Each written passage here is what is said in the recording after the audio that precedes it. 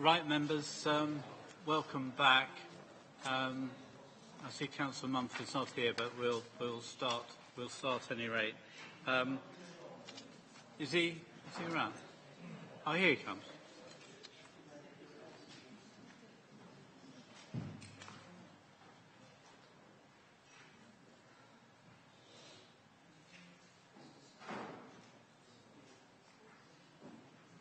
Right. We're all present and correct. We'll go to this item's agenda item 16, and it's 16/507-377, the Gables, Maidstone Road, Sutton, Valence. So I'll hand over to you. Thank you, Chairman. This is an application for erection of one detached dwelling with car parking provision and new access. Raises sort of similar issues to the ones we previously discussed. It's outside the settlement boundary and therefore as a departure to EMV 28 and SP 17. In terms of going through the application, so this is the application site. I've got to return my name. God, sorry. Oh, God, sorry. It's the excitement of the occasions. I do apologise, sorry. I got rather confused. So in terms of the application, it's at 5 Wentz Crossroads. In terms of, you've got the public house over here, and then you've got Homewell House. Just point out this site, this is actually on the appeals agenda at the back of the reports, which was an appeal that was dismissed, and there is a correction in the urgent update reports brought to our attention by, obviously, the Parish Council. So if I could just advise members of that and the urgent updates. This application is the reasons why I refer to that whilst that application was dismissed, what the inspector did identify in that site is the fact that it was a relatively sustainable location, and he kind of endorsed that as being a relatively sustainable location because it's got access to the urban area and to the other villages, and it's got good bus connections. But what he did do is he identified the reasons why he refused it was harm, because this was identified as an important open space area within that locality, and therefore that was caused significant harm to the character and appearance of the countryside, and therefore failed the environmental role, wasn't sustainable development on that basis, and then refused the application. But I just refer to that appeal because it did introduce the issues of the principles of sustainability. You then got, in terms of the application, you've got the Gables here, you've got Rossman here as the nearest dwelling, and you've got Alcomden here. Now, also in the urgent update report, to just refer you back to a decision in 2005, there was an application that was refused in 2005. Now, the difference between that and this, in effect, that was in this square triangle here. This application encompasses encompasses a wider area in terms of land, because it utilises some of the garden area from Rossman over here. Therefore, in terms of the consideration, and the urgent update sort of sets out the differences that occurred since that time, changes to policy, MPPF, Kent and Medway structure has fallen away, and such like. So there are changes since that decision to current day. This is just looking at an aerial view of the plot. That's the appeal decision I referred to, the listed buildings here, and this is the site here. Slightly closer view, you can see the garden split areas between Rossdean. That has this garden area over here. So what happens is it takes some of this garden over here and squares that plot out.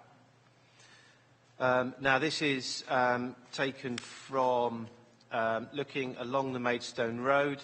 So what you've got is you've got Gables over to the left-hand side. Obviously this is taken during the summer month period. You've got Gables over to the left. You can just see that here, and the next two photographs will show as you're moving in that direction. And what this just demonstrates in terms of the screening that's currently applied to the site, because in terms of bearing in mind the reasons why the officers have recommended this for approval, again, is on the basis that officers consider that there is very limited harm to the character and appearance of the countryside. Therefore, whilst it is outside the settlement, on that basis, again, it's considered to be recommended for approval on that basis, because it's all, again, as I say, it's about harm to the character and appearance. And not only that, it's also sandwiched between two existing dwellings. So moving forward, this is the hedgerow and the...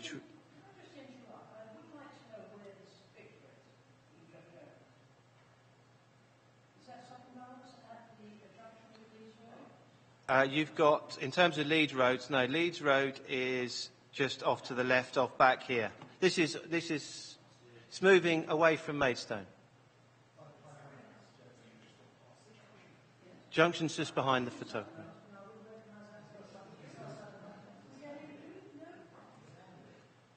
Well,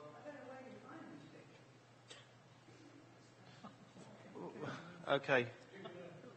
And in terms of this is the, I mean, obviously the picture has had to be blown up in order to get, so members can actually see it on the site. So maybe that's the reasons why it can't be recognised. But in terms of where we are, and in terms of, so this is the entrance to Alcombe Den, just off to the right of here. So the application site is over here. Now, this is the position of the proposed access with Rosman beyond. So this is the Leeds Road, just off to the left over here. That's the existing access, and this is the proposed new access. And you've got the junction of 5 went over off to the right-hand side.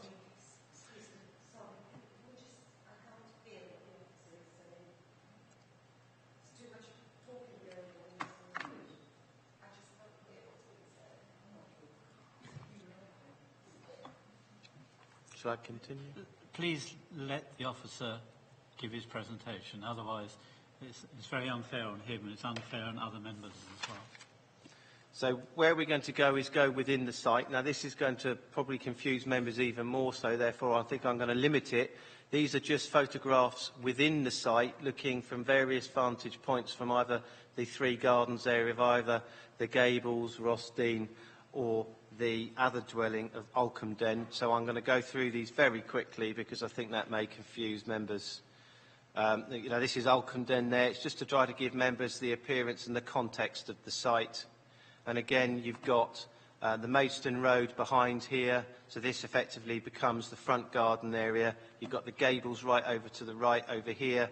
This would be the front garden area because the front of the, effectively the front of this would be the front of the dwelling, looking out to the Maidstone Road, and that's the tree screen. Acceptedly, that's what it would appear in summer. Rear elevation of the Gables. So the site is over here. This is the boundary of Rosman.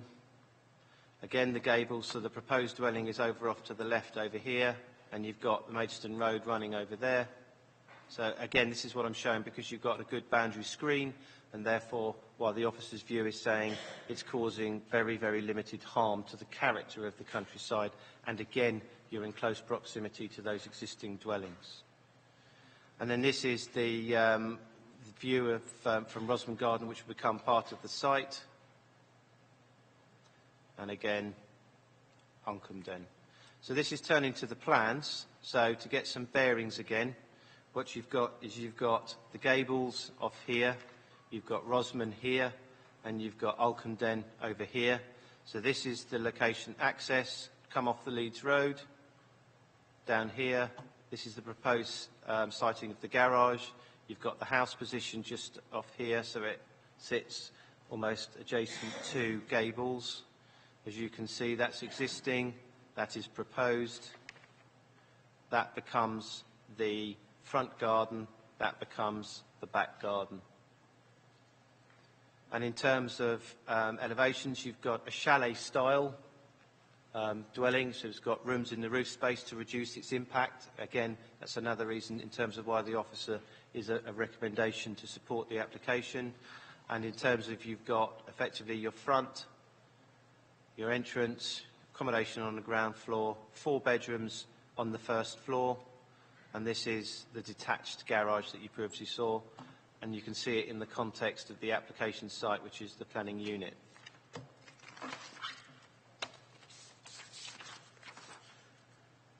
So the key issues to consider with this application are set out in the report, and accepting that the site, as I previously set out, lies outside any settlement boundary and therefore ENV 28 and SP 17 is engaged, given the relatively sustainable location of the site, with good bus connections to surrounding villages and to Maidstone, and given the good screening around the boundaries of the site and the proposed design and massing of the dwelling, the proposals would be seen in the context of the adjacent dwellings to the northwest and southeast, and as such would not be seen as an isolated dwelling in the countryside causing harm.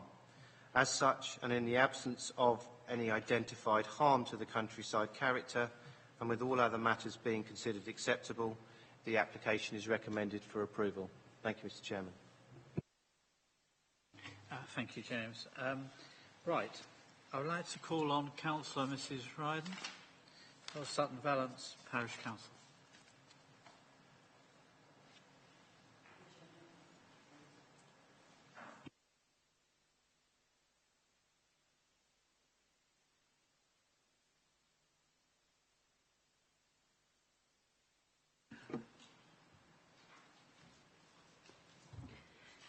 First of all, could I say it would have been nice to have seen a picture of the junction and not just the roads on the side, officer.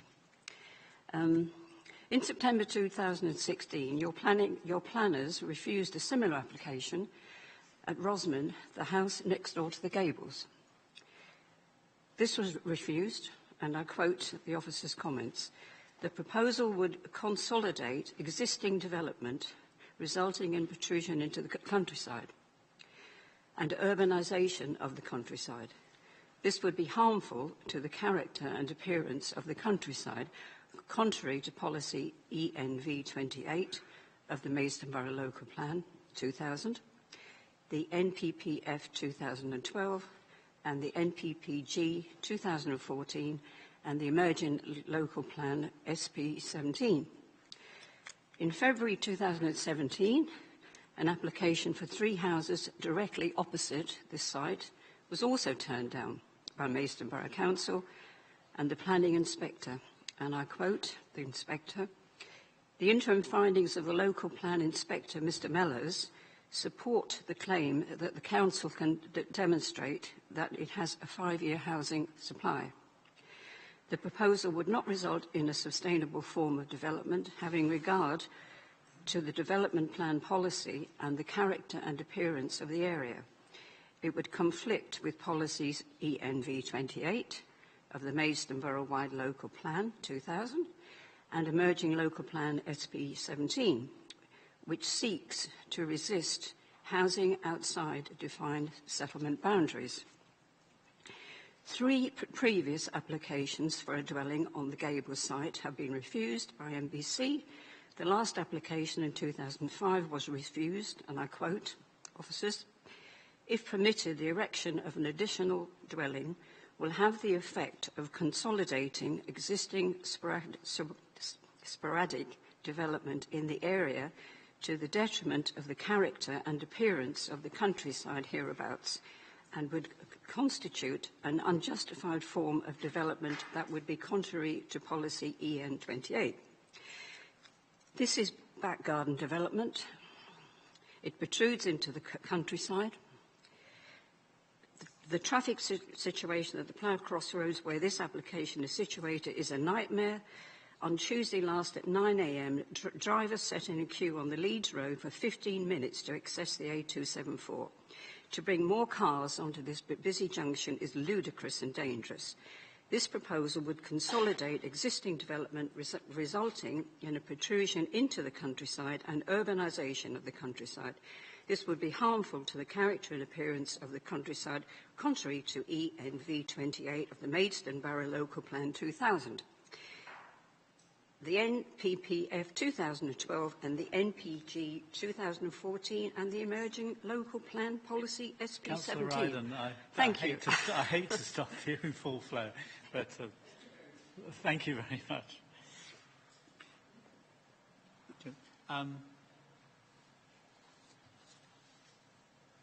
Mr. Street for the applicant, please.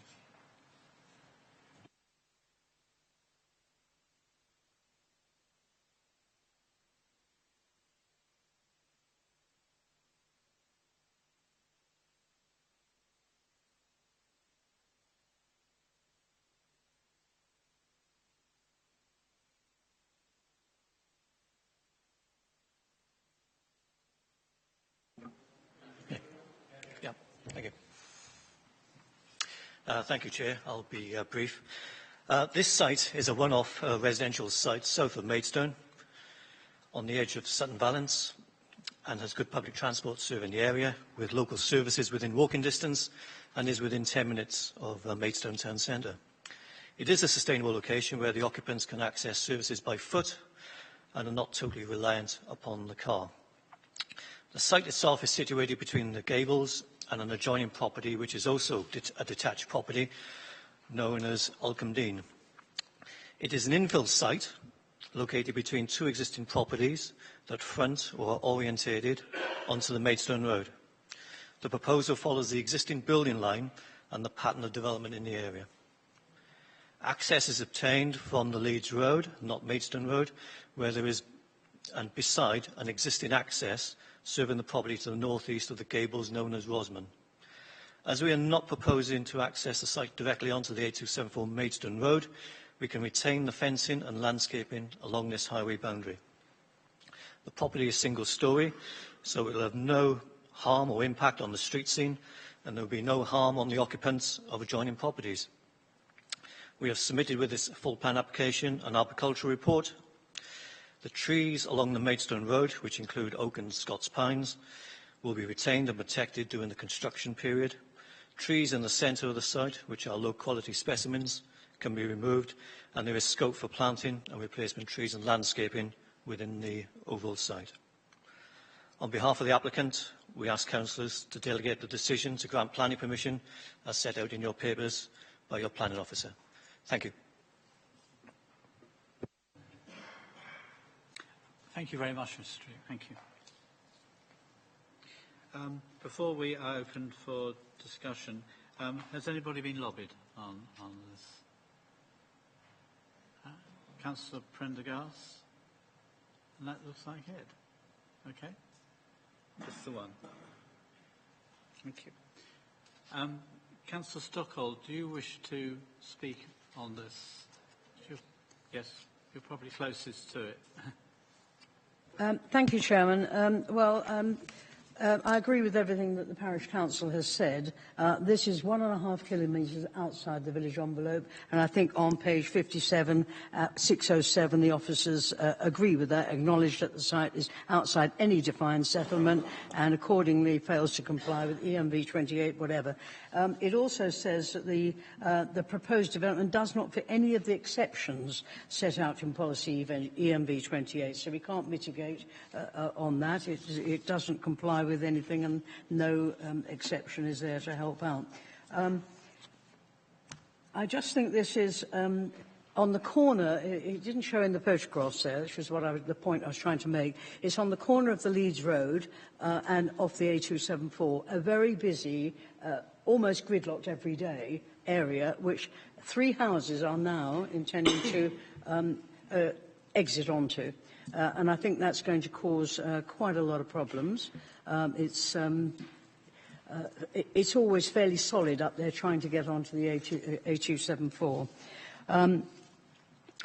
It's contrary to policy for me. I mean, we've got enough cars on the road, lots of sites all the way along the A274 into Sutton Valence, some in the local plan.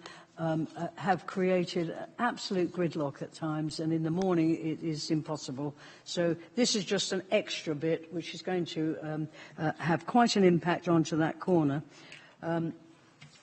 I don't really know what else I can say. I mean, we've got so much ribbon development going along through Sutton Valence. It actually mentions the bus service. Well, it's a bit like Bolton Manchester. There isn't really much of a bus service. It goes perhaps in once and comes out once, and maybe the odd one extra. But it's not in a very sustainable location at all as far as public transport goes.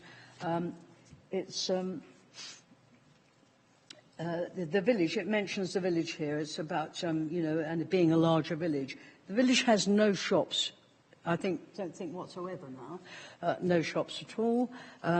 It says there's pavement. You can walk through to the village on the side, on the road. It only has it one side and it's intermittent. So it is well outside the village envelope. It's not a sustainable location. And I really think that this will cause problems on that very busy junction at the B2163. So really, I'd like to see this refused.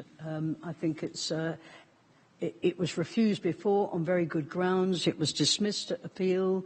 I think 3 times it's gone forward. And I think it's seen then. Nothing's changed for me. It was refused then, and I think it should be refused again. Thank you, Chairman. Thank you, Councillor Stockwell. Does anybody wish to speak? Councillor English, please. Well, unfortunately, it's not true that nothing's changed. It may well be that there is a ground of refusal, but it's very hard to argue that those grounds for refusal should include a highway ground, because we know very well where we go with that, and it's because the County Council will never, unless certain circumstances we all know about apply, argue that there is any ground for a highway refusal. They've only done that in the case of Kig and 1 or 2 extremely exceptional circumstances. Now, in terms of sustainability, well, we just had an inspector's appeal that said that a site just next door was in a sustainable location.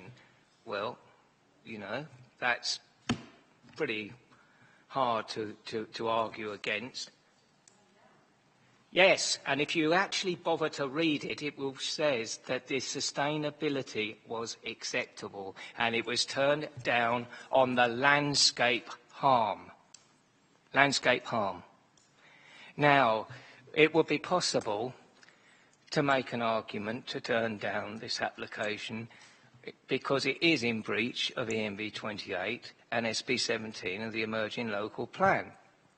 Similarly to previous applications we discussed, we still need to say what that harm is.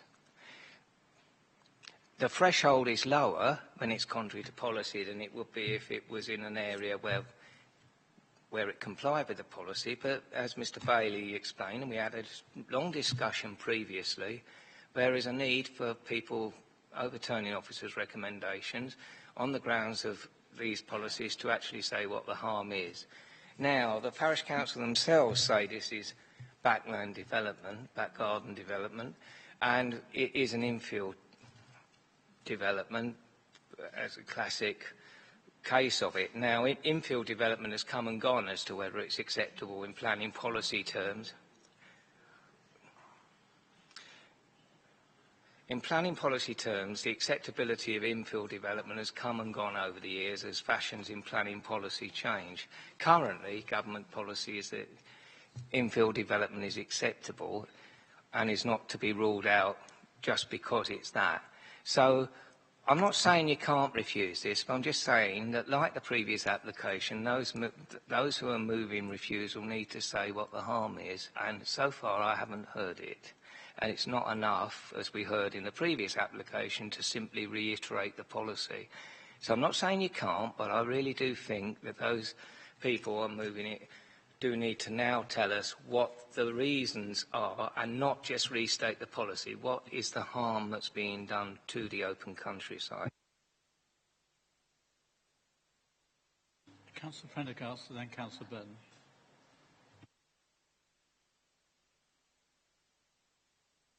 Okay, being old-fashioned and giving... Councillor Burton. I was Councillor Prendergast.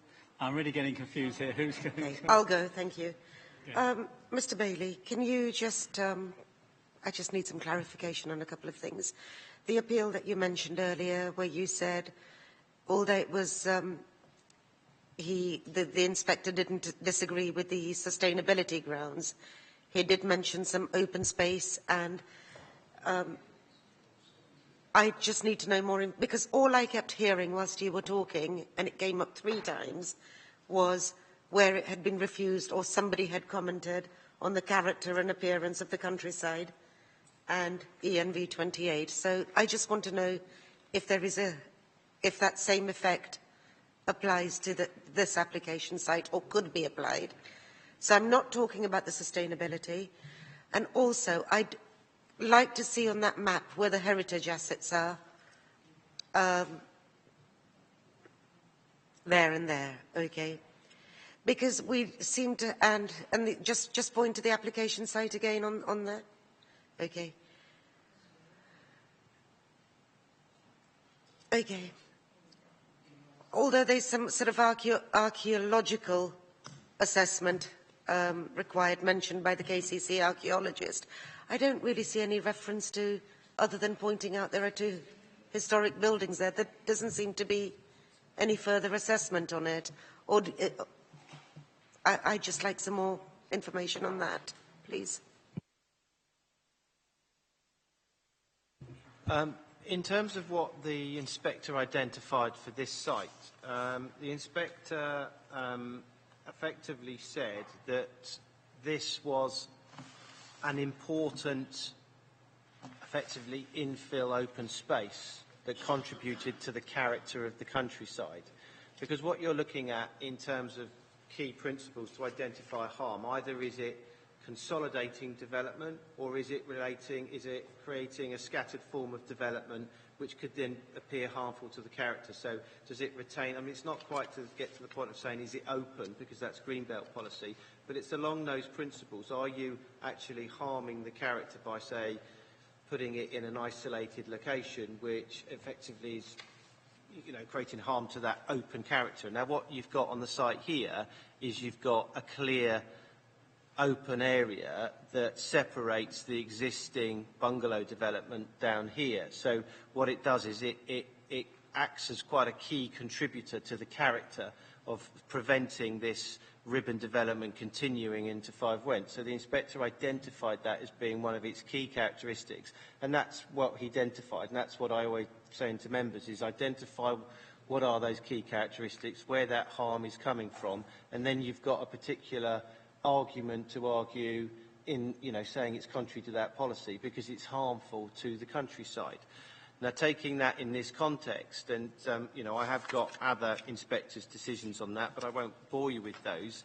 In effect, what they try to determine is, whilst this is washed over in countryside terms, so it's countryside by policy definition, what you've got is you've got a group of dwellings around it. So what you have to consider, in my view, is if you put an existing dwelling in there, and given the fact that dwelling garden land in the countryside is brownfield land by definition, and we've sought to curtail that in emerging policy SP DM4, because we've excluded that, so we've taken account of it. But what you've got in this context is you've got garden land, so it's technically brownfield land. And does that harm the character and appearance of the countryside? Because it's screened, you've got existing development to the east, south and west. So, you know, you've got to then make that argument, does that create harm? And then you've got the landscaping around it. And as I said, these are all balanced judgments, and I accept that.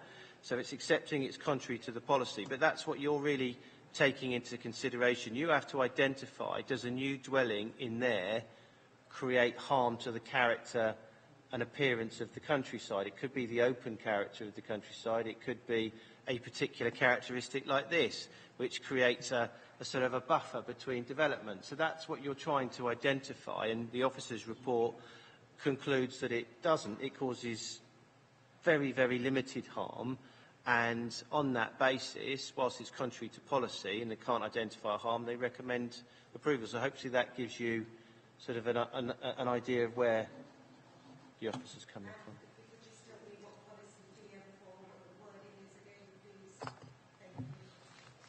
DM4 policy is about our sort of our brownfield policy. So it's like deals with development in the countryside, and it's about exception policy, and that's where it excludes kind of garden land, because case law said that garden land in the countryside is brownfield by definition. So we've tried to, or members have approved, quite to curtail that issue, so you don't just get, you know, scenarios of large gardens being developed. But again, it's still, you know, each application, this is where the mantra comes, each application on its individual merits, you have to, you know, it's not just it's contrary to policy, you have to identify these issues, because as officers, that's what we have to do when the inspector's saying, well, come on, tell me where this harm is, tell me, and this is where the cost issue comes. If you don't do that, identifying the harm, and I probably won't go on, but that's why our view is on the basis that we couldn't identify any real harm.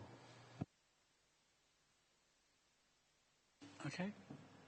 Councillor? Well, the heritage issue is dealt with at point 6.17 in the report, except in terms of where it says the development has no effects on the setting of the listed buildings to the west and northwest due to the distance of intervening development. So, you know, in terms of that's the officer's assessment of that.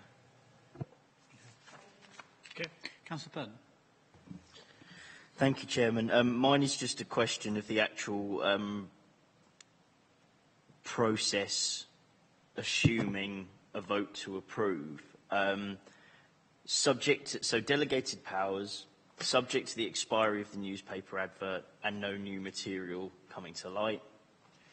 Do those delegated powers extend to the officer overseeing this making a value judgment of whether or not a particular harm that may be identified by a resident is defensible, or will any new material suggestion be brought back to this committee?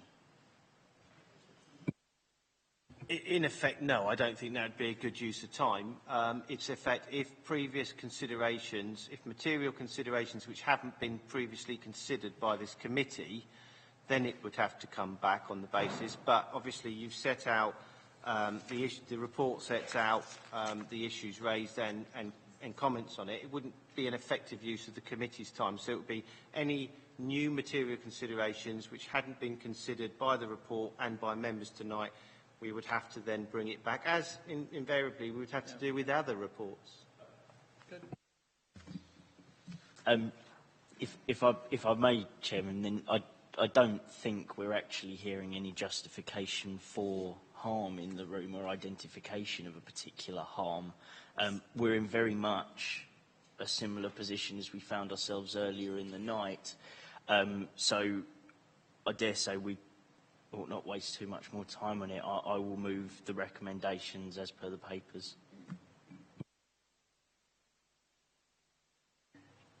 Thank you both. Before we do, just so I get process dead right on this, I think Councillor Stockall did move to refuse originally, and I need to ask if there was a seconder for that. I think she said it. Like she said. Can I just say that I did move that, but I didn't see a seconder. And can I just ask one question while the mic's on? That this doesn't fit into any of the exceptions, so it will actually be advertised as a departure from the local plan for the policy? Yep. Yes. Right. Okay. Now, technically, there's no seconder from what I can see. You're going to second Councillor Stockall? I'm concerned that this infill development in a garden will have an impact on the countryside. So, yes, I will second Councillor Stockall. Thank you. Could I ask what grounds? I mean, we are going through, it's a bit Groundhog Day, this, but we need to, I don't want to go down a long debate again on this. We've got to be realistic, and let's be realistic.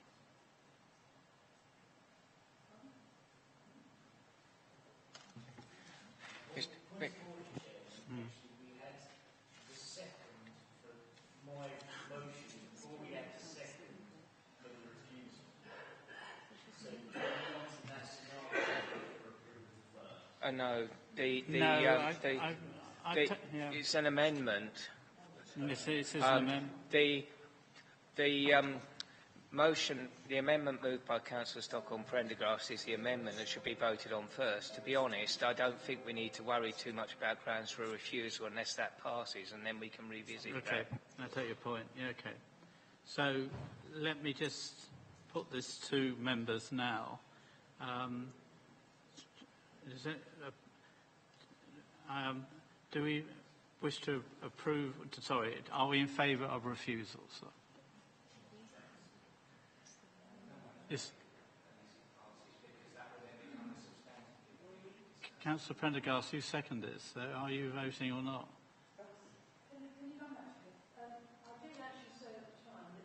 The impact of that exiting onto the B2163, which is right near the corner, and you're talking of a number of cars for 3 properties exiting onto there, and I think there is an issue there.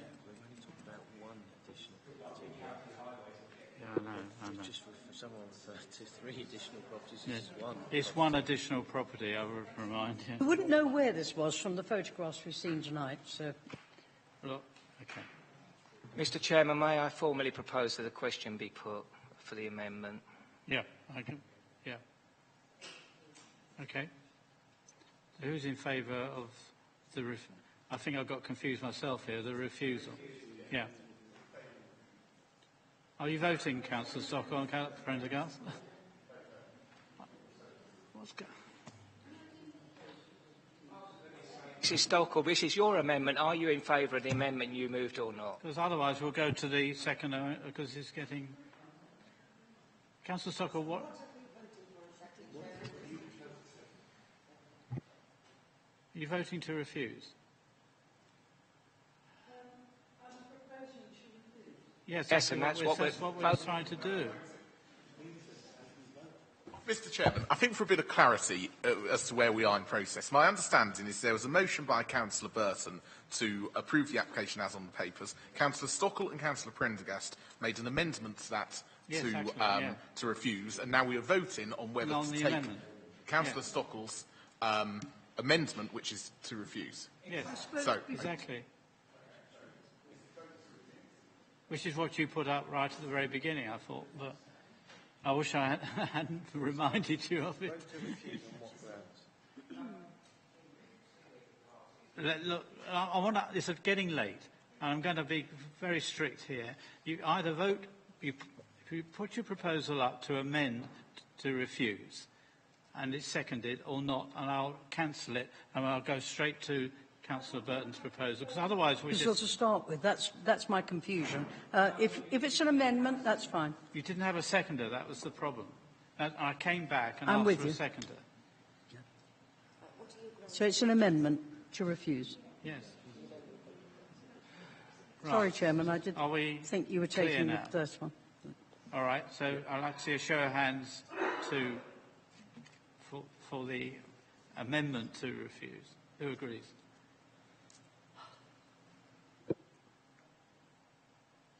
And who's against? Abstentions?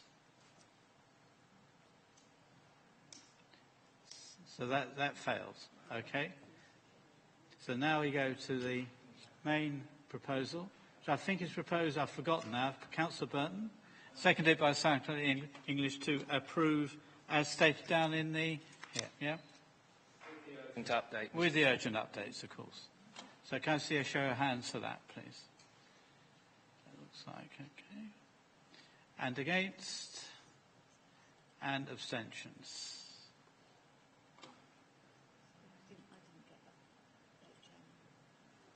Well, 4 abstentions I see, I think, and the rest are approved. Is that right? No, that's not. Maths have gone crazy. Can you put your hands up for approval again? I do apologise, this is getting a bit late.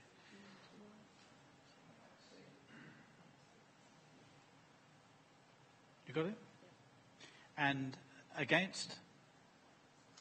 That was where I was going. It's 2. That's where I was going wrong. And abstentions?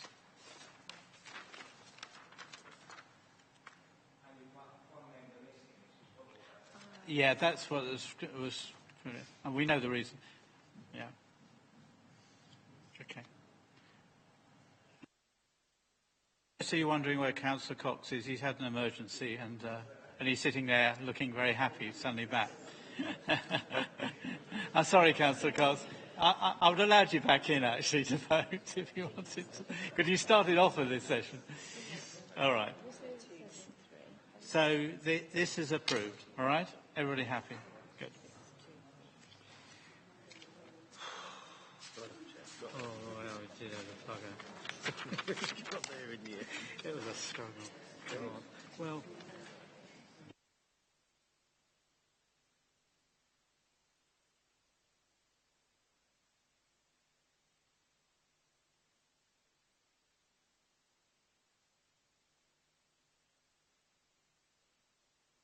Okay, let's move on. This is agenda item 18, and it's 16/4/507996, the White Horse Lane, Otham, Kent.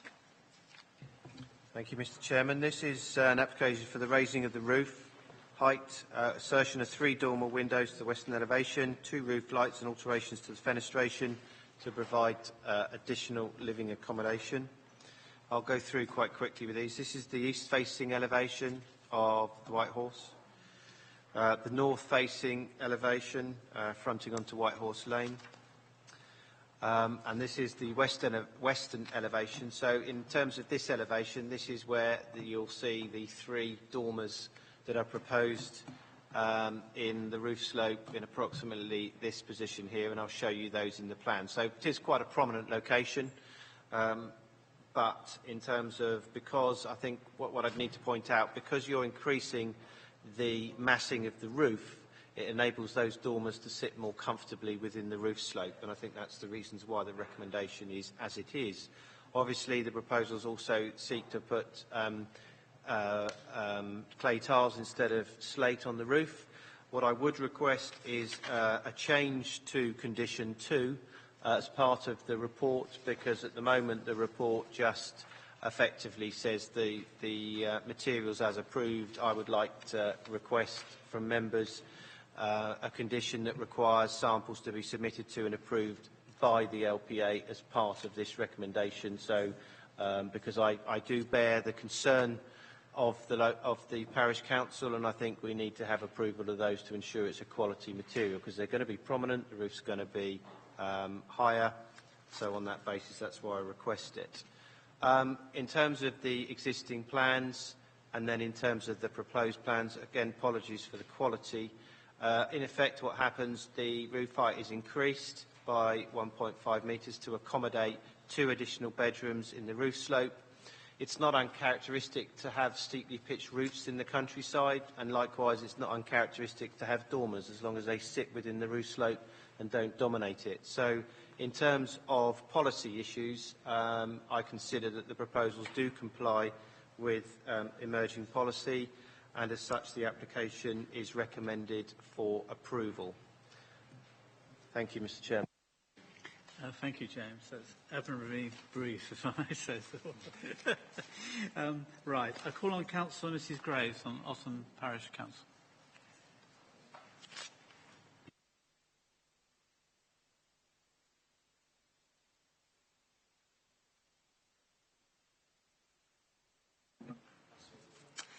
Okay, good evening. In considering the proposed design, we believe the case officer has failed to recognise that all of the buildings in White Horse Lane and the 3Ts development are either single-storey bungalows, chalet bungalows or 2-storey houses. There are no buildings at all that cover 3 storeys. The parish council considered that if the pub were to be converted into a 3-storey building, it would be too large for the area and out of proportion with the existing street scene. It would therefore have a significant adverse impact on both the appearance and setting of the building in its relationship with the nearby buildings, contrary to policy DM34 of the draft local plan. Regarding the use of roofing materials, the case officer has concluded that given the variety of materials in the immediate locality, there is no objection to re-roofing the building in red or brown plain tiles. However, he misses the point that the White Horse is a pub, not a house. Given its age, appearance and function, the case officer does acknowledge that it could be considered a non-designated heritage asset. We believe that changing the roof from grey slate to brown plain tiles fails to respect the character and appearance of the pub in accordance with the heritage provisions of the NPPF and policy DM34 of the draft local plan. This pub sits in an incredibly prominent position in the street scene at the western entrance to the village, facing all oncoming pedestrians and traffic at a fork in the road. It is the only building in the 3Ts that faces west, and for generations it has sat there as a large 2-storey white pub with a grey slate roof, looking very different to the random collection of houses and bungalows of various ages sat behind their front gardens, which line the lanes on its northern and eastern sides. If the roof colour were to be changed, the building would no longer be recognisable as the pub, but would look just like any other building. We believe that changing the roof colour and material would, contrary to policy DM34, have a significant adverse impact on the appearance of the building, would harm its character and fail to respect its architectural and historic integrity as a unique-looking village pub. Thank you.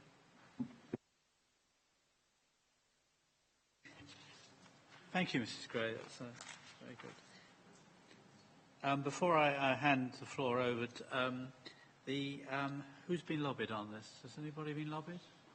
Councillor English? Nobody else, by the looks of just Councillor English. Right. Councillor Bolton, as you're a local lad. I suppose I am, actually, Yeah. down the road in Downswood. But it's an interesting one, this, because I find myself agreeing with a lot of what the parish council said, actually.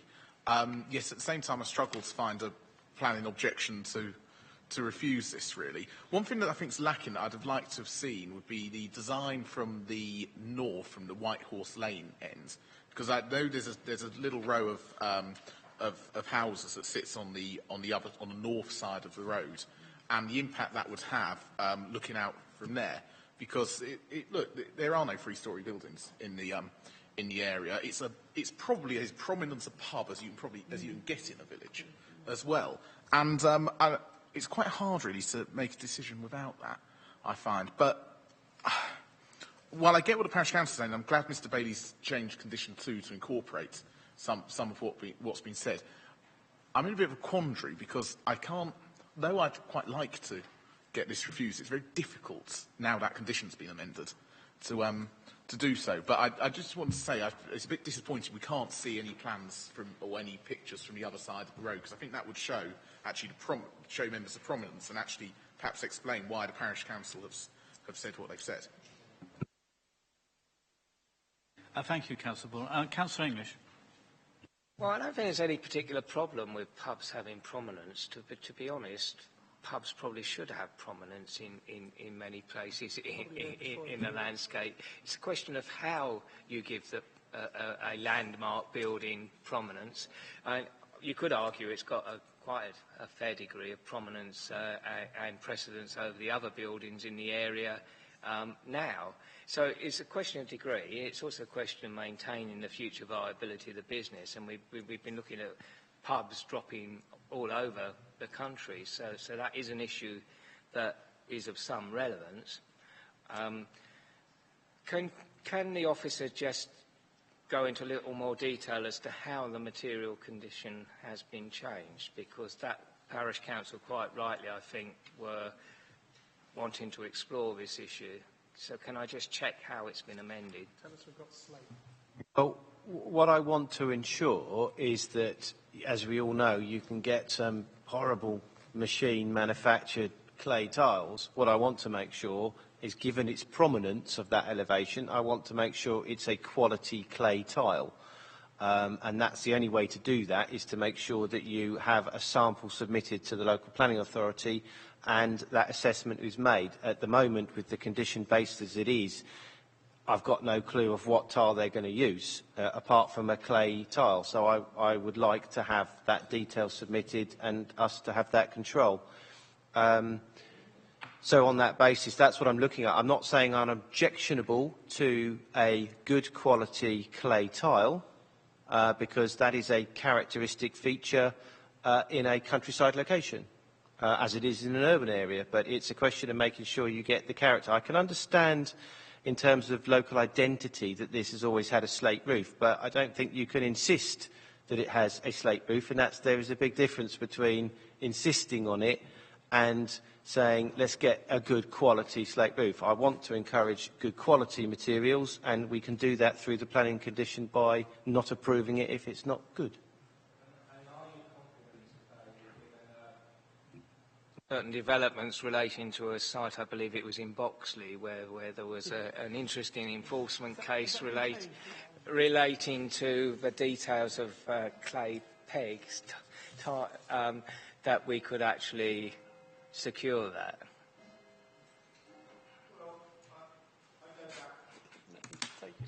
I go back to that particular site in question that you are raising, and we did serve a breach of condition on that, and the applicant didn't decide to appeal on that breach of condition, and actually he's in breach of it, and we have to decide how we're going forward on that. So members made that decision. He decided to breach his condition and put what he wanted on, and you know, he'll have to pay the consequences of that as we take it forward. On this one, there will be a condition that says no development shall commence until such time as we have approval of the materials. So I'm not going to turn around and say every developer complies with it, because you will know that they don't. But if they don't do that, then obviously there is a consequence to that. What I want to make sure is I tighten up the condition to make sure that we can get a better quality. And all I'm saying is I can't insist on slate, and that's my professional view. Concerned about the quality issue, because, as you say, there's a huge difference on many occasions between the same type of material. I think we'd be struggling with your answer to that question to actually refuse it, because, to be honest... That's why I don't want to say name a particular. I'm just saying I want the details, because if I say a plain tile, it says that on the plans. It says a clay tile, but you know, there's lots of variation, so I want them to submit that detail. Unlike, you know, where you did the U&I scheme where we had brick slips and you saw the quality of what was coming forward on that, it's a different matter. This one's slightly different. Well, I will move the recommendation on the papers as amended for the purposes of moving us forward or not, as the case may be. Councillor Cox, please. Thank you very much. Yeah, I hear what people have said. I would say that possibly the pub's been there before everything else that was pretty much around. I don't think there's any problem. It is a dominant building, but I really do wonder why the owners are being told to change it to what you would assume would end up being a red brick, red tile, red brick roof. I mean, I think it could really stand out like a sore thumb. And I think if I know you're saying you can't say you should have slate, but I really would say it would be really nice if there was slate on that. Don't you think? Or is it that it's vastly more expensive? I know we can't really ask that, but I'm sure if we put it out there and said, don't you think it would look better? It wouldn't look like we've suddenly changed this building and it's now got a red hat. And I just think it would be more appealing to everybody. So I'm sure if one was on that side of the table going, would that not be an option, it may come off very well. Thank you. Members insisted on it. They could insist on it. Okay, I'll come back on it. Councillor Byrne. It's really a continuation of the same questions. What is the danger of being insistent on slate? Because, I mean, we've already had reference to DM34, and point 6 of that does directly reference materials that are in line with the materials of the previous standing building and respect the character of that. Quite rightly, Councillor Cox is saying, you know, that building with a red hat on it is going to have a slightly different character. So is there a danger to us saying it has to be slate? I mean, if members are insistent on wanting slate, they could put that forward. And I haven't suggested they couldn't. All I've said is I don't think that I would be objectionable to either a high-quality clay tile on that because it's characteristic. So if members wanted to say, actually, the development is acceptable, but I insist that there is slate on there, obviously an applicant can submit a Section 73 application to vary the condition, keep the permission intact, and if they were successful on that, then they could go to the inspectorate. So it's up to members. If they're insistent that that's a key characteristic, I'm not saying you can't do that. I think it's worth... Councillor Clark, please. I was being asked as the mover of the motion whether I would accept that amendment, so I think I need to answer that. I would, and I think we should try to secure that if we can. I was also going to mention that about the clay. I would say that overall, we only really have to look at the next one on the papers to see what can be done with dormers under permitted planning rights. And while we are lifting up the roof on this one, I know that's a bit more substantial in terms of the massing of this building. If this doesn't go through, potentially they could not increase the height of the roof and put an enormous, hideous-looking dormer along this building. So I do feel that the applicant is trying to do something which will be considered to be characterful, and I think they shouldn't be penalised for doing that, because I think it may come back to us in droves. So I do think that we should condition this on slate. I think maybe even as an informative, we could reclaim that slate. Slate doesn't wear out. I mean, you can take those tiles off and reuse them, and that would probably save a fortune. Or you could sell that slate if there wasn't enough of that type of weathering to go over the whole roof. But no, I'm happy to second this. I think that there have been changes to that building over time, and I don't think this will be the worst of those changes when it's put in place. Look at the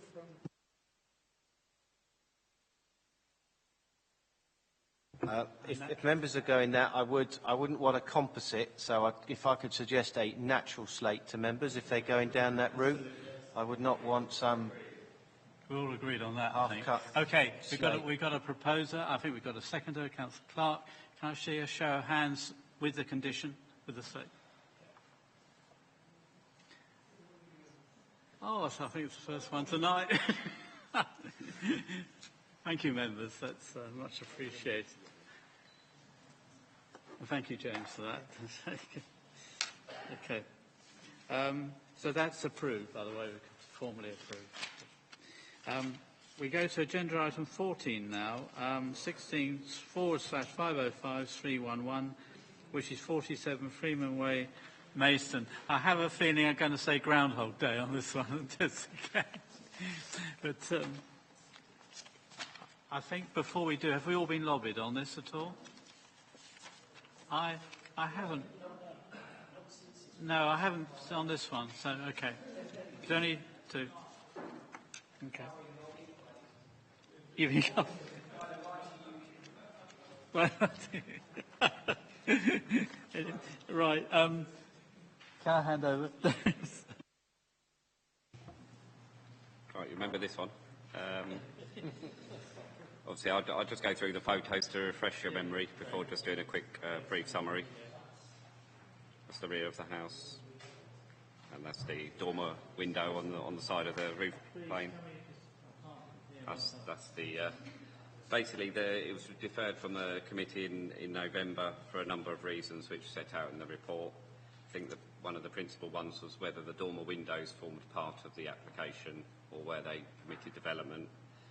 We've gone over, done some more evidence gathering and consulted with legal, but essentially the position is that the dormer window was complete and finished when it was a dwelling house, and the HMO started a couple of months later. So the legal opinion is that dormer window is permitted development, and you will note from the description of the report that has been removed. It was actually never part of the application. And so essentially what you're considering tonight is the change of use or the use as a multiple house of multiple occupation. And as I think you remember last time, we discussed the rights that exist from a change of use from a dwelling to a HMO up to 6 persons. So essentially this application turns on the impact of 2 extra residents, and obviously to just bear that in mind on the various issues we're going to discuss. Obviously, highways issue was one, and highways, KCC highways have been consulted and have got no objections. The applicant has provided a parking plan which shows 4 spaces as per the standards, which shows sort of safe access onto the unclassified road.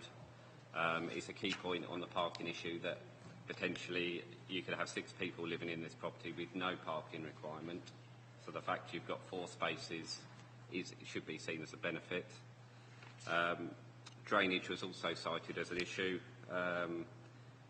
which Southern Water have raised no objections after being consulted. Residential amenity on neighbours. Again, the officer's view is there's no material difference between 6 and 8 in terms of impact. How the licence works, obviously the licence was granted up to 8 people under the Housing Act, and obviously the applicant is aware that he can't occupy those 2 extra rooms without planning permission, but he's got a licence for up to 8 people. So if planning permission was granted, he can then occupy those 2 extra rooms. The site boundary was another one, which I think was, the applicant filled in the correct certificate, that he was the owner of the whole land, and without any evidence to the contrary, we can't take that one any further. And obviously another one was the residential amenity of the occupiers of the HMO. Obviously it meets the standards of the HMO, otherwise the licence wouldn't have been granted. So essentially the residential amenity is compliant with standards. And then lastly the policy of the local plan. Obviously it's a material planning consideration, and the officer is of the view it meets that, but it should also be noted that this policy was prior to the changes to the permitted development order. So essentially it was done when you needed permission for any HMO, and obviously, as I said earlier, the applicant can have 6 persons in there without planning permission, so it's that extra increase to 8 is the issue, and officer view is there isn't a material impact above that, and therefore the recommendation is to grant subject to the conditions set out in the report. Thank you. Thank you, Ashley. Councillor Powell, you're on stage. So I've been waiting 4 hours for this tonight. I haven't spoke up to now. I'm saving it all. Yeah. Right, this is the 3rd time this sui generis property application. I think it's the 3rd. No, it might be the 2nd time it's come before this committee, because one of the other times it got thrown out. And every time the officers have suggested we grant planning permission with conditions. Well, I'm absolutely delighted that this committee has had its say, or otherwise we could have been parted to actually breaking the law, and I'll come on to that. This application has been well discussed and has been flawed since the outlet. Initial discussions started with our officers last March. Site visits, building work started in late April, and the residents were officially notified in July, when the development was actually near its completion. I mean, that's a pretty good start, isn't it? Yeah. Even on the original application, where the applicant was asked, has this work commenced? His answer was no. I can't see him tonight, actually. He doesn't appear to have been here, but you probably know why when I sort of finish this. This development was nearly complete and all the decisions have been made. And do you know why decisions have to be made? As you will know as officers, up to 6, you can basically do whatever you like. As soon as you go above that, you need to seek planning permission. That did not happen. Back in April 2016, drawings were shown to Maidstone Council showing a dormer with number 7 and number 8, as we stated. I can also remember Councillor Cox actually saying, what unit is number 7 and 8? We didn't get an answer. Still haven't got an answer. We always knew what the answer was. It was 7 and 8 in the dormer. These 2 bedrooms took the development out of the HMO and permitted development into sui generis, which, again, wasn't mentioned at the time, but we're doing it for you now, or I am, should I say, for which planning was required. However, and after my calling in, a site notice went up on the 22nd of July 2016 for a 3-week resident consultation. An HMO licence was applied for on the 7th of September 2016, again for 8 people, albeit 2 of the rooms were doubles. So now that's increased it to 10, but I'm delighted to see on the conditions tonight that's now come back down to 8 people. I mean, that represented a move of the goalposts. But anyway, we were told at the last meeting that nobody had moved into the double rooms, which incidentally, because we haven't approved it, I'd like to think they haven't anyway. So that's the background. Now the exciting part. At the last meeting, when this application was discussed, I mentioned a concern re foul water running through pipework at an adjacent property. Now, also, you've mentioned lots of things tonight, and I've also seen that on your report you've thrown a little bit at the back just to cover yourselves. Well done. Which was already, this particular place was already prone to flooding. The main sewer connection was a bit further down the road. So it had to actually go through 2 houses before it got to a main sewer connection. A letter was sent to, if I'm allowed to say, a Mr Parkinson by the concerned resident on the 25th of July 2016, which was 3 days after the site note was posted. Southern Water never ever commented until now on this application.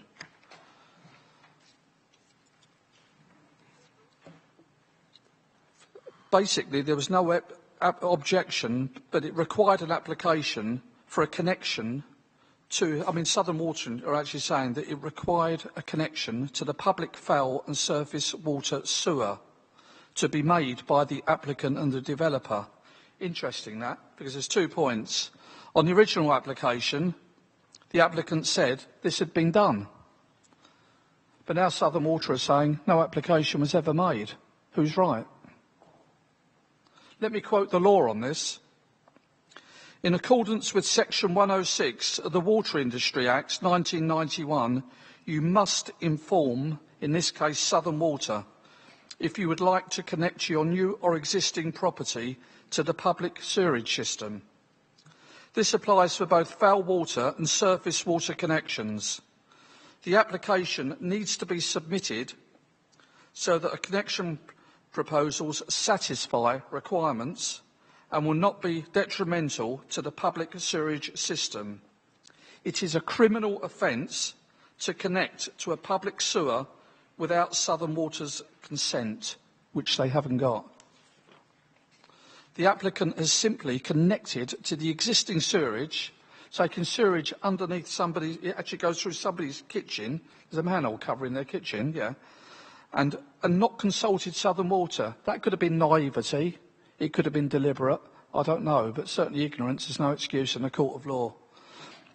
So basically, this is criminal, and on this basis, I would like to see this application on the further 2 rooms rejected due to a breach of planning law or a misuse of permitted development law. Thank you, Mr Chairman. Thank you, Councillor Powell. Councillor Cox, please. I'll come. Oh, sorry. Thank you very much, Mr Chairman. Could you go back to the marvellous drawing that we have of the 4 car parking points in the front of the house? Can you also tell me whether there's a drop curb that extends the full width of the premises of number 47, or would it have been where the initial drive would have been? And therefore, I wonder whether or not we're able to go from the road onto 1 space or more. So we can't really tell.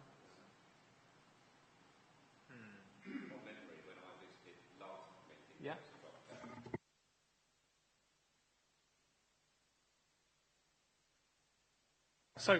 So do we know whether we could park 4 cars and get out of the vehicles when they're in the parking spaces, or have they just done us the obliging way of just drawing the fact that these could actually work? What's the total width of that forecourt? They're 2.4 width. Brilliant. But there's no path down the side when they're all on there? No. But there's no way of getting to the front of the house if you had 4 cars on there? So it's 3.5 parking spaces and a path?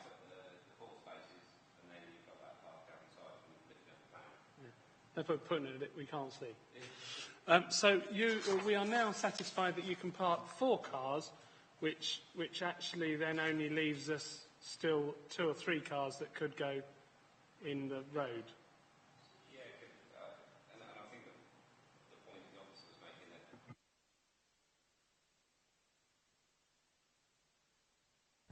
you could potentially have 6 people living there. You could put a wall up the front and have no parking whatsoever. So with 4 spaces for 8, no spaces for 6. I think that's the opposite. And the highway, Kent Highway said it's an unclassified road with no parking restrictions, and therefore...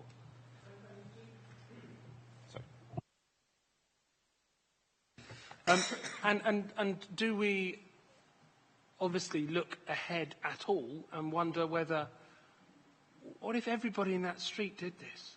At what point would we go, no, we can't allow this? Because if the next door did it, and the next door did it, we would be absolutely rammed. I'm not going to use the word gridlock because that's completely incorrect. It would be rammed. We have got a house with a carbuncle on the roof. It looks like someone's put a container that they bought from a ship and whacked it on the side. I am embarrassed as a person of this committee to have that on our drawings. I'm sorry, but if that's what the law of our land allows us to put in Maidstone, we should be saying, I'm sorry, we're going to be different, no.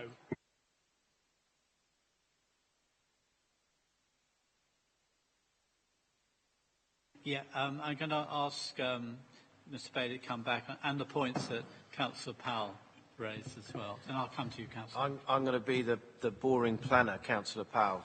I mean, obviously, you raised issues about breaching planning law and permitted development rights.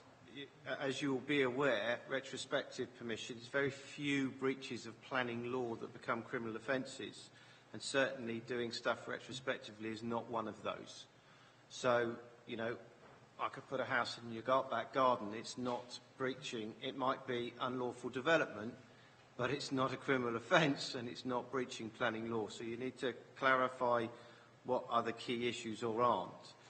With regard to permitted development rights, as I said, I previously withdrew this application at my request, and members agreed that, on the basis that I wasn't satisfied there wasn't a direct connection and link between the operation, a single operation, and the timeline it was created from when it was converted from a dwelling and the dormer was erected through to the HMO. Now, as part of that, I asked the officer to get a lot more information in terms of building regs, plans, drawings and all the other submissions, and also we put a submission to the legal officer.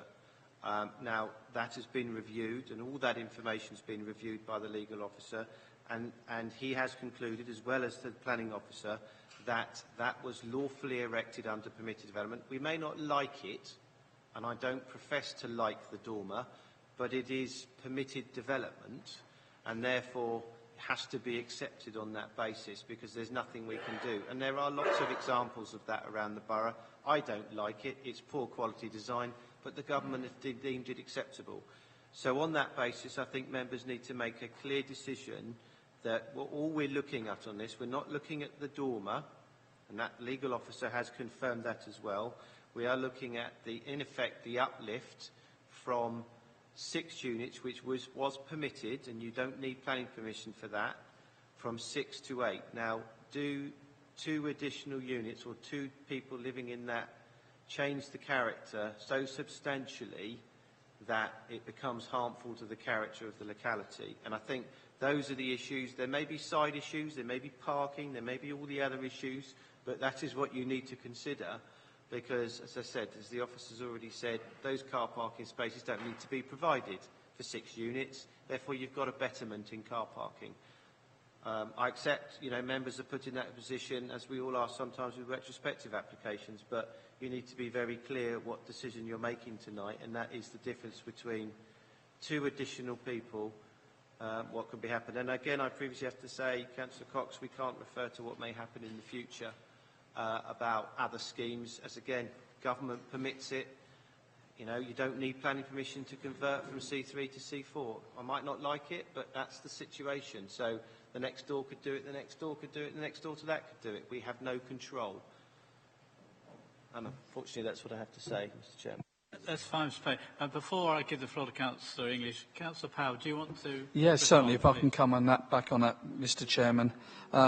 Firstly, I think the issue... I mean, most of those things were covered that was mentioned in the report, but the things weren't covered, and they're still not covered tonight, are the things that I've actually referred to. I was referring to the sewerage, and I would like you to take that to legal, because what I'm actually quoting tonight is a point of law. So look at that. That is important, because as far as I'm concerned, that work hasn't even started, and yet there are 6 people, I'm assuming there's only 6 people, living in that property, and the foul water is obviously still running under next door's kitchen, where there's been numerous complaints about blockages in the past. It's been reported to this council. That is one of the things I'm looking at. Secondly, when you talk about minimal harm, that might be minimal to you, and it might be minimal to other workers, but it's not minimal to the people that live there. So let's take that into consideration. We are talking about people. So there's 2 things there. Okay, the dormer, unfortunately, I don't like it. It's absolutely horrible. It exists. There's nothing I can do about that. You've got the parking spaces. From my talking to residents within that area, there's never been 4 cars on that particular drive, because they might be able to get them on there, but they can't open their doors. Okay, fair enough. That's a fault of the planning situation as it is. I'm not even coming back on those things. I'm coming back on the things that impact the people and impact the water. We are agreeing to give something planning permission where the work hasn't even started, and South East Water have actually, at long last, got involved in the action, from what I can see on the officer's report. That is what I'm talking about. So that is the reason why I've stated that I feel that we should turn this application down until this work is completed, and then we could be convinced back at this committee that we are happy with the situation as it is. But what we're doing, we're allowing work to go on, we're allowing people to move in, and we haven't even given planning permission. That's ridiculous. Councillor English. On that point, working backwards, it's quite legal for people to move in whilst the planning application is in progress. It isn't illegal, it's annoying, and it is at their risk if the application is subsequently turned down.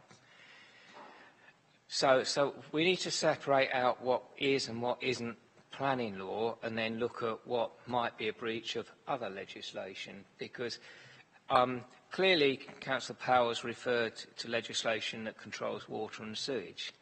There may well be a breach to talk to about Southern Water, to talk about with Southern Water, and perhaps elsewhere in the council we could facilitate that. But that is not a breach of planning law. It may, however, be a breach of law. The 2 things are not necessarily the same. So as a planning committee, we cannot directly address breaches of issues that could be and should be addressed by other operations such as environmental health, flooding, sewage, etc., etc. That does not mean as a local authority we are totally powerless, but it would have to be by another mechanism, other officers of the council, rather than as part of the planning decision. Sorry if that's unhelpful, but it doesn't mean we can't do anything, but that would require us to do a separate discussion on a separate motion to refer it for action elsewhere after we discuss the planning application. Doesn't mean that we don't do anything, but it has to be a separate discussion. Sorry about that. Now, in terms of the actual application, permitted development rights are a nightmare. They've got worse. Councillor Harwood and I made representations vigorously on behalf of our group to the government against the changes in the General Development Order this time and on the previous occasion. We were not listened to. We told the government that this was an extremely stupid idea on the several occasions that they've continually loosened permitted development rights. It was inevitable with this sort of botch disaster. Well, it's not even good enough to be a botch, frankly.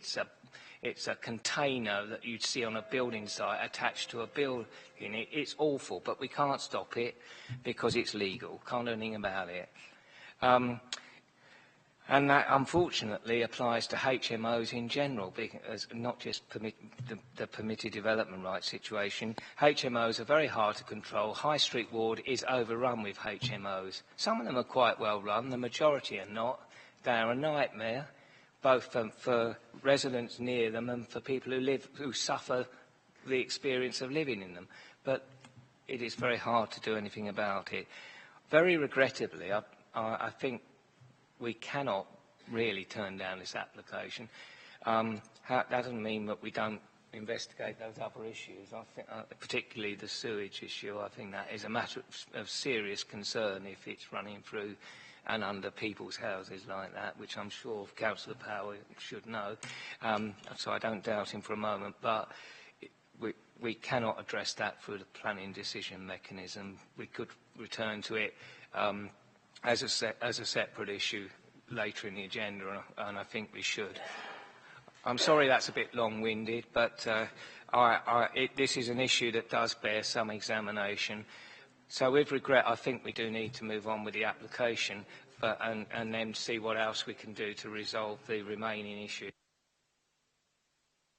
Thank you, Councillor English. I'm just going to hand to my legal advisor because she wishes to comment on the points made.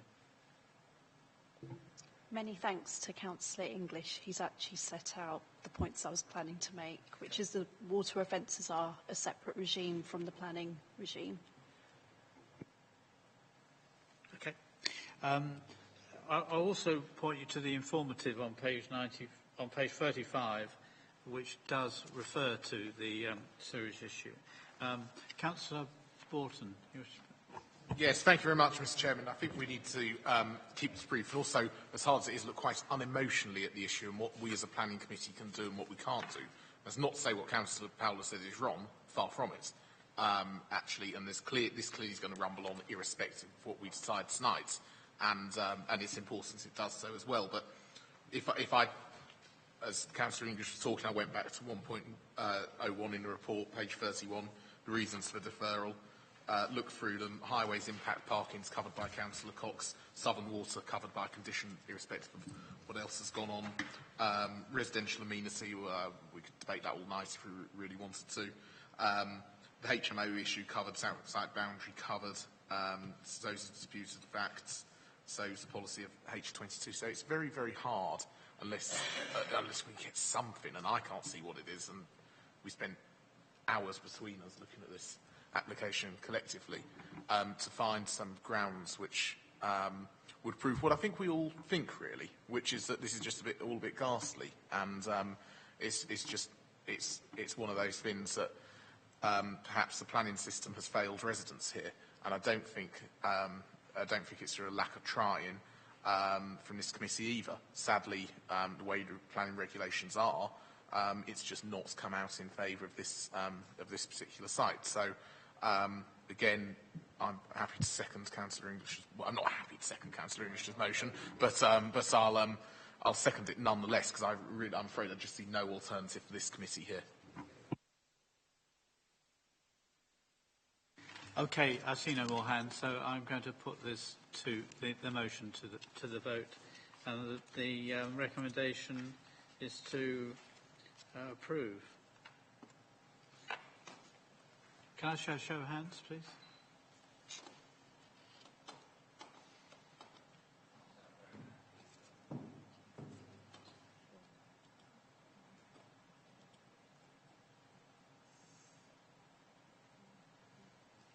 Okay, refuse? Sorry? Against, sorry, yeah. Not refuse, yeah. Getting carried away with the language, yeah.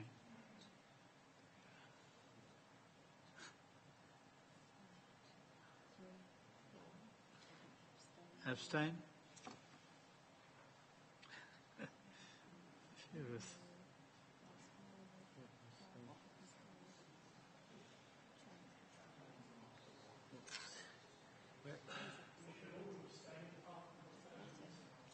So Debbie, what's the vote on that? What's the vote? I've got four, and 5 abstentions. 4-4, so what occurs in that instance? Chairman's casting vote.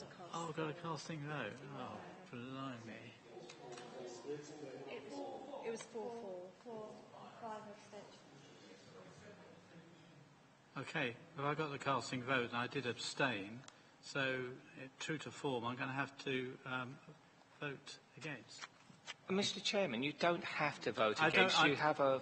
You have sorry, English, a right. Councillor English. I decide, and I was just giving you my thoughts, and my thoughts are that I am going to vote against. Thank you very much. I haven't got any. What grounds? We've got to come up with grounds now. haven't we?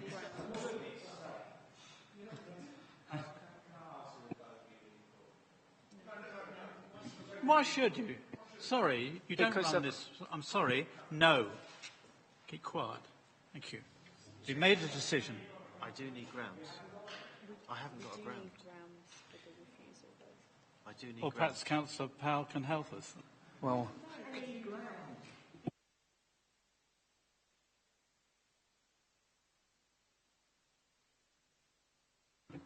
right, I should have a bit of a stab at this. This application should be rejected due to the misuse of permitted development law. Okay, can you help us out then, please? We can't, you know, that is totally undefendable. As I said previously, it's not a misuse. We're not considering the dormer window, which was built under permitted development. They are applying for permission for an HMO. So it's not a misuse of permitted development rights because you're considering they're applying for planning permission. So, as I said, the grounds that you have to come up with will have to come up that the impact on the character from 2 additional units that would be allowable under permitted development is harmful. And I can't, you know, I'm not going to cite you on a ground which I don't think is there, but you have to come up with the ground, members. You're going against the officer recommendation. You have to come up with the ground when you're putting that forward.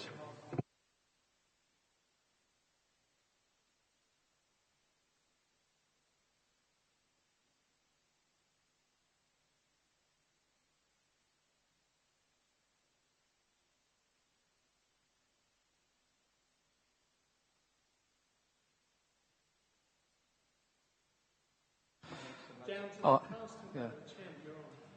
Why am I? Am I?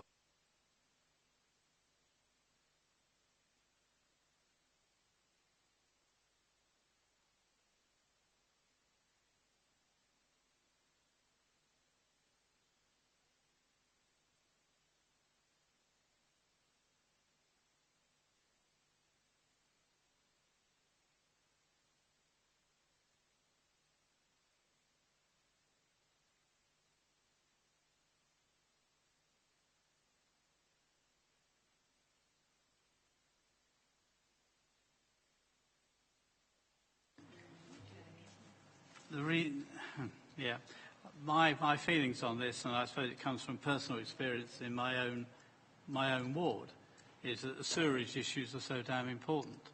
And I say, oh, hold on, let me just finish. That's the way I voted, and I understand it's causing a lot of problems now because we can't seem to find a reason to refuse it. So I don't know how we do this, and I'm going to ask my legal advice. Can I just a minute?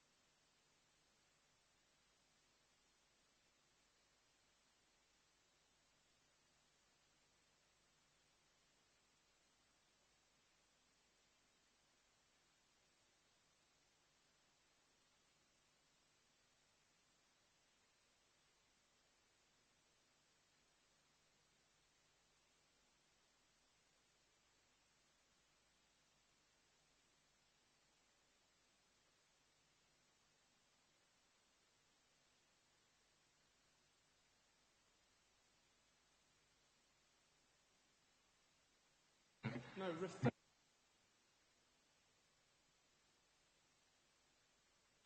The other Mr. Chairman, this should be referred to the referrals committee, Mr. Chairman. because of the risk of a significant costs Why award. can't we?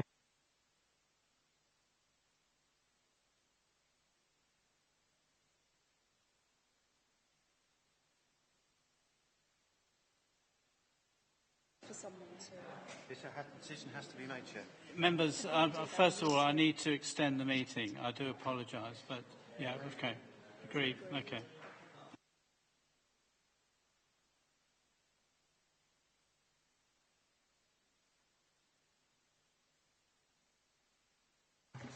Mr. Chairman, Mr. Chairman, please.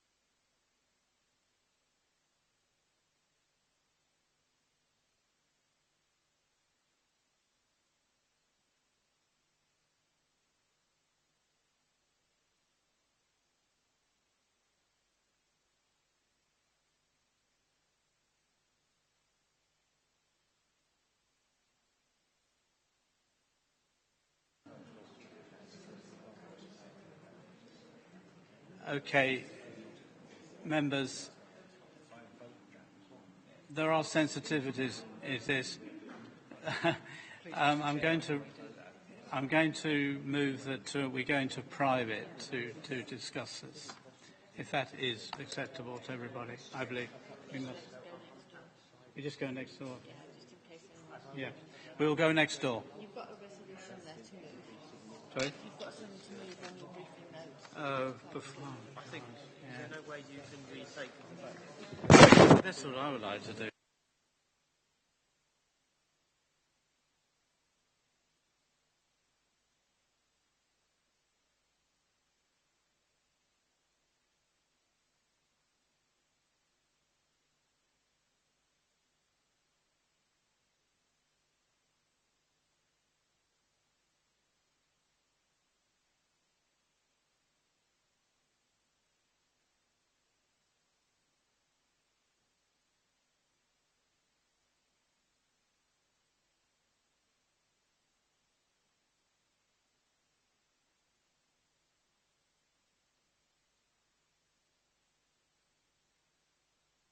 Well, there's nobody here to move it.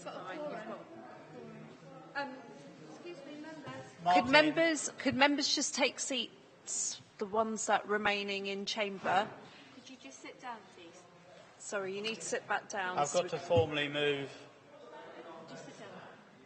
I've got to formally move that the public be excluded from the meeting because of the likely disclosure of exempt information having applied the public interest test. So we have to. Is that agreed? Okay.